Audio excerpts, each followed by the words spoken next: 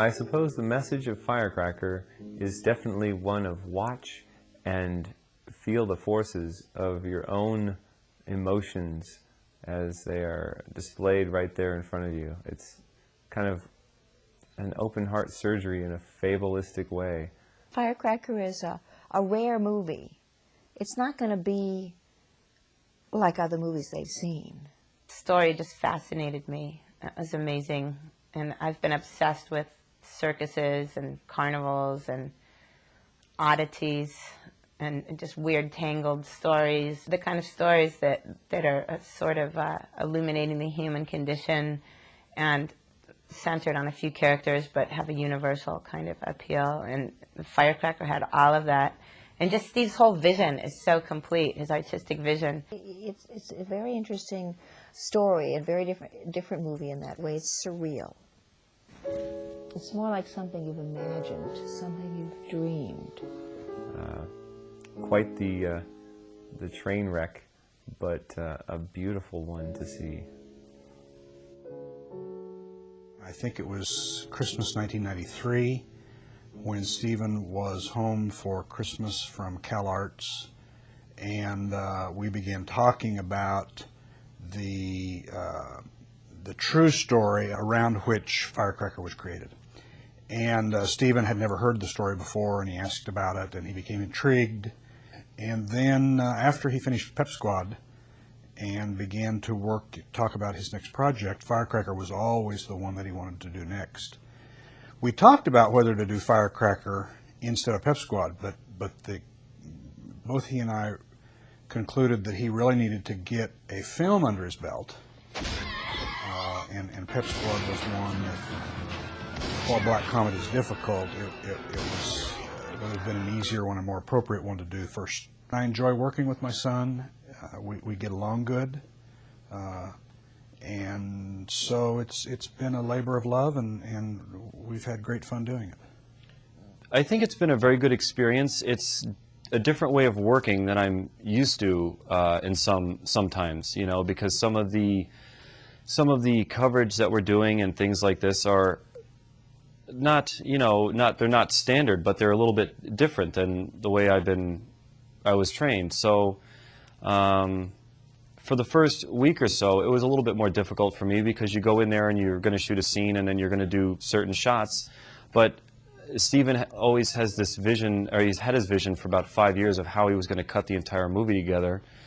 So you have to trust that he knows exactly what he needs and give him just that, because he's the director, you know, and that's basically one thing that I was trained in school, was that, you know, you can make suggestions and you can give your opinion, you know, but you need to trust the director because it's their vision of how they're going to put it together. And, you know, when Stephen would say which shot we were doing or what type of coverage, basically I would kind of line it up to where I thought where he wanted it, and then he would dial it into exactly what he wanted, and then we just went from there.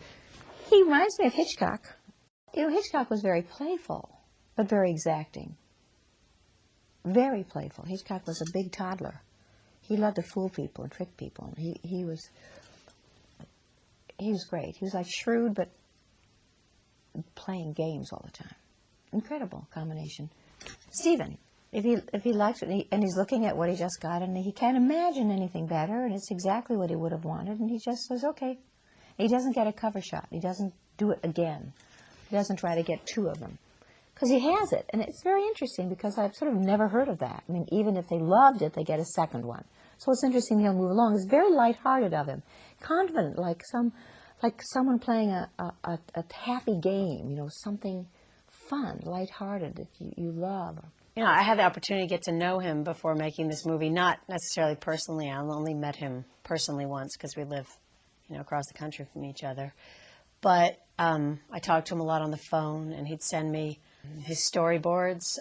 He works so incredibly visually, and the storyboards really explained his commitment to the project and his understanding. And he really has like a really distinct vision of how this story should be told. And, you know, part of your job as an actor is to, you know, first and foremost understand who you're playing, But there's a whole element of it is that fitting who you believe you're playing into the director's vision.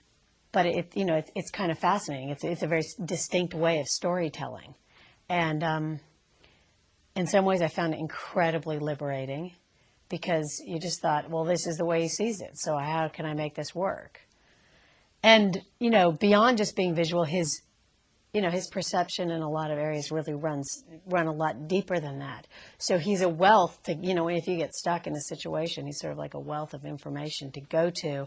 And he just is clear. He could say yes or no. He made me feel really comfortable about the idea of even thinking about it, even entertaining the idea. And I wouldn't be here if he wouldn't have twisted my arm, both of my arms, several times in a very clever way that didn't hurt me. The biggest surprise was probably how make-believe it all is. I didn't realize that how much of it was really illusion. Stepping back and looking through the camera eye. Every time I had a question, Steve would go, look. And I'd look through it and go, oh. He's so used to these visions of his and these colors and these juxtaposition of form. It's so vivid in his spirit. In that sense, he's like Hitchcock, because a lot of the movie is already in him, and he's not sorting about finding it or having to think about things in a heavy way. So he's lighthearted, and it's been fabulous.